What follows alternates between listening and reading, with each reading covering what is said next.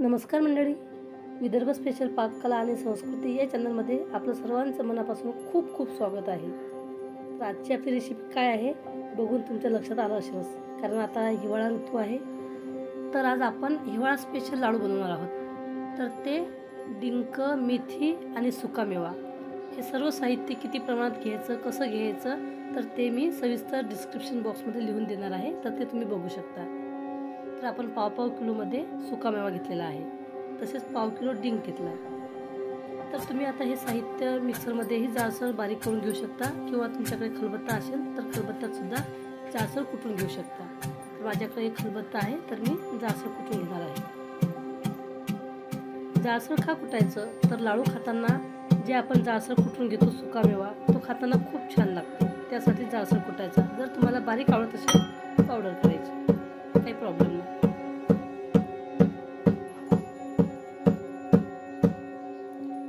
तर बघा, अशा प्रकारे मी बारीक कुटून घेतलेला आहे। तर आजची आपली स्पेशल रेसिपी माझे विहीनबाई बनवत आहे, तर त्यांच्याकडून हे लाडू कसे बनवायचे हे सविस्तर माहिती आपण जाणून घेणार आहोत। तर सर्वप्रथम आपण डिंक तळून घेणार आहोत। तर हे प्रमाण जे आहे ते आहे अर्धा किलो मेथी, अर्धा किलो गव्हाचं पीठ, 1.25 ते 1.5 किलो शेंगदाण्याचं तेल, 1.25 ते 2 किलो गूळ। तर गूळ कधी कधी कमी फिका असतो, कधी गोड असतो, त्यानुसार आपल्याला गूळ घ्यायचा आहे। तर कधी गूळ चिकट असतो, ओलसर असतो, कधी गूळ सुका असतो, त्यानुसार तेलाचं प्रमाण आणि गुळाचं प्रमाण थोडंसं कमी जास्त होऊ शकते। तर बघा, 1 किलो खारीक, 1 किलो खोबरं घेतलं। 1 किलो खारीकसोबत 1.25 किलो खोबरं मी बाहेरून दळून आणलेलं आहे, आणि 1/2 किलो खोबरं जाडसर किसून घेतलेलं आहे। अर्धा किलो गव्हाचं पीठ घेतलं आहे, अर्धा किलो मेथी। तर मेथीचं पीठ आपण टोपामध्ये टाकलेलं आहे। त्यानंतर त्यामध्ये आता तळलेला डिंक टाकत आहोत। तर तुमच्या आवडीनुसार तुम्ही डिंक बारीकही करून घेऊ शकता, किंवा जाडसरही टाकू शकता। रेसिपीला सुरुवात झालेली आहे। आपण डिंक तळून घेतलेला आहे, आणि मेथीचं पीठ आणि डिंक टोपामध्ये टाकलेलं आहे।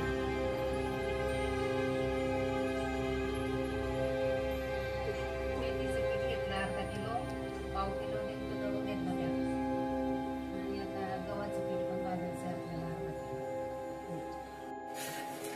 किलो। मेथीचं पीठ आपण न भाजता घेतलेलं आहे।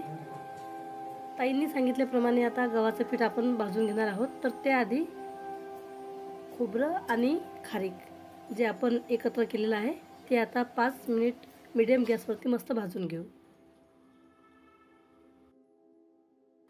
खारीक आणि खोबरं भाजताना कधीही गॅस मीडियम ठेवा, आणि सारखं याला परतत ठेवा, जेणेकरून ते बुडाला लागणार नाही, कारण खारीक गोड असते, आणि जर आपण सारखं परतलं नाही, त्याला हात दिला नाही, तर ते करपू शकते, बुडाला लागू शकते। त्यासाठी सतत आपल्याला हे हलवत ठेवायचं आहे।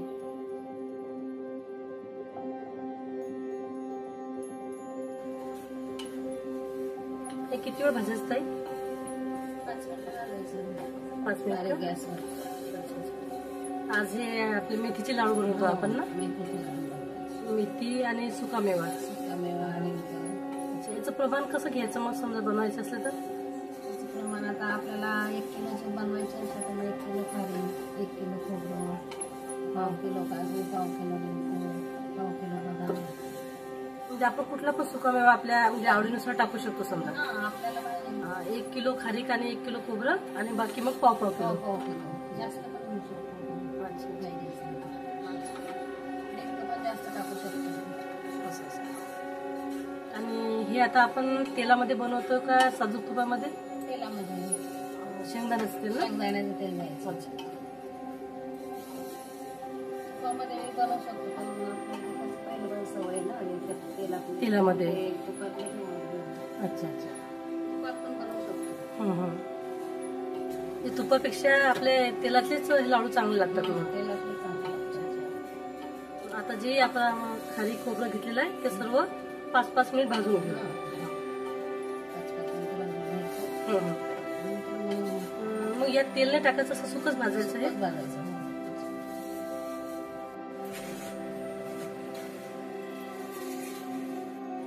आता गव्हाचं पीठ भाजता का? गव्हाचं पीठ भाजून, खारीक खोबरं झालं भाजून आता? खारीक खोबरं घालून झालं, आता गव्हाचं पीठ भाजून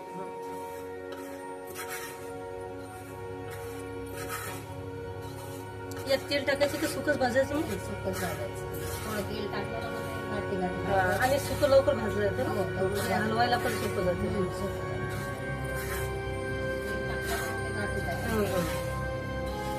काय टाकतं इथं का?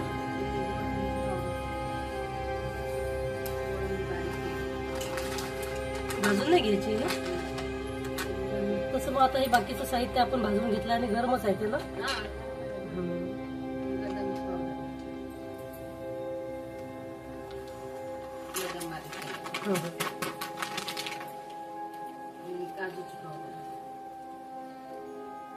जाड छान लागते थोडस खायला ना, जास्त एकदम बारीक नाही करायचं. थोडे जाड जाड ठेवले ना मग छान वाटतं.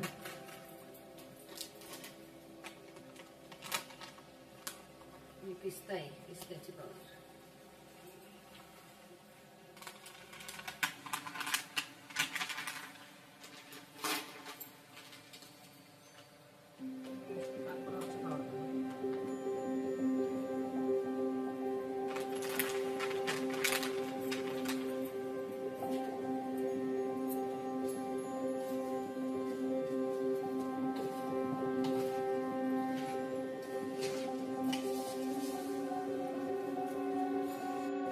आता हे आपलं सर्व मिळून किती झालं असेल प्रमाण समजा? हे बघा ना, आता मग 1 किलो खारीक, हा. 1 किलो खोबरं, हो. आणि पाव किलो पिस्ता, पाव किलो बदाम, पाव किलो काजू, पाव किलो अक्रोड,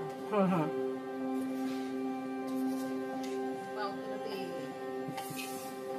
गोडंबी. गोडंबी पाव. हा.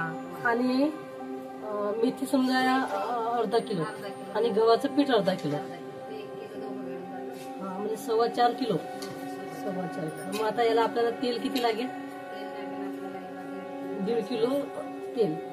आणि गूळ 2 किलो. 2 किलो आपण गूळ घेतला समजा, तर त्याला 1.5 किलो तेल, शेंगदाण्याचं तेल ना. आता आपल्याला हा पाक तयार करायचा आहे का पाक तयार करायचा. की फक्त गूळ विरघळेल तोपर्यंतच? हा, मग तो इतका पाकच होता आपण तो. अच्छा अच्छा. तेलामध्ये विरघळेपर्यंत ठेवायचा.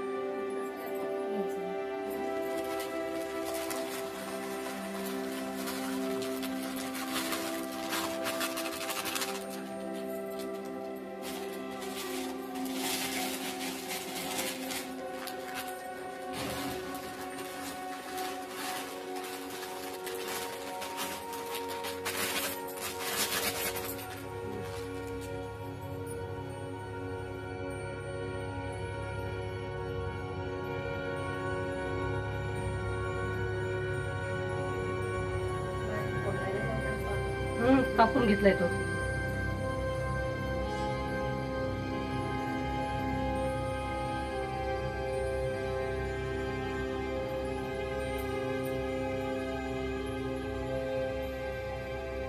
हिवाळा स्पेशल लाडू आहेत आणि माझी विहीनबाई स्पेशल आता हे लाडू बनवतात. त्यांच्या हातून आपली ही रेसिपी आज तयार होते. ते खूप एक्सपर्ट आहेत हे लाडू बनवायला, म्हणून म्हटलं आज त्यांनाच बनवायला सांगू. त्यांच्याकडनंच ही रेसिपी आज आपण बघत आहात.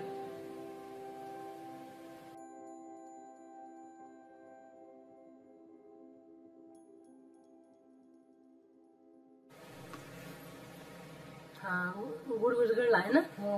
मग आता गॅस बंद करायचा का? बंद ठेवायचा अच्छा. गॅस आता. पाक तयार झाला का गुळ विरघळेपर्यंत ठेवायचा. त्यातलं ठेवायचं.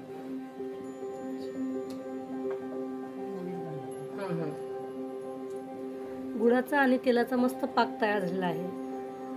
आपण बोलाल का आपण काजू बदाम जे सुकामेवा घेतलेला आहे तो जराही आपण भाजला नाही, परंतु बघा आपला जो पाक आहे तो अतिशय गरम आहे आणि हा गरम गरम पाक आपण या मिश्रणात ओतत आहोत. तर या गरम पाकामुळे आपला जो सुकामेवा आहे तो आपोआपच थोडाफार भाजला जातो, म्हणजे त्याचा जो ओलसरपणा आहे तो नाहीसा होतो. म्हणून जोही सुकामेवा आपल्याला घ्यायचा आहे तो कच्चाच घ्यायचा आहे. मेथीचं पीठ सुद्धा कच्चं घ्यायचं आहे. फक्त गव्हाचं पीठ थोडंसं भाजून घ्यायचं आहे आणि खारीक खोबरं 5-5 मिनिट भाजून घ्यायचं आहे. तर आता आपण पाक टाकलेला आहे आणि मस्त हे मिश्रण एकजीव करत आहोत. भरपूर पाक झाला नाही, एकदम परफेक्ट प्रमाण. हो. आम्ही पण नेहमी असं करतो, पण मेथीचे वेगळे करत असतो. सुकामेवा म्हणजे वेगळे त्याचे लाडू पण छान लागतात. थंडी आली म्हणजे लाव पाहिजे. हिवाळा सुरू झाला. हा आणि आपण कसं म्हणजे शाकाहारी लोक आहे तर आपल्याला हा त्याच्यासाठी दुसरं काही खात नाही तर हे समजा आवश्यक आहे आपल्या शरीरासाठी. हो हो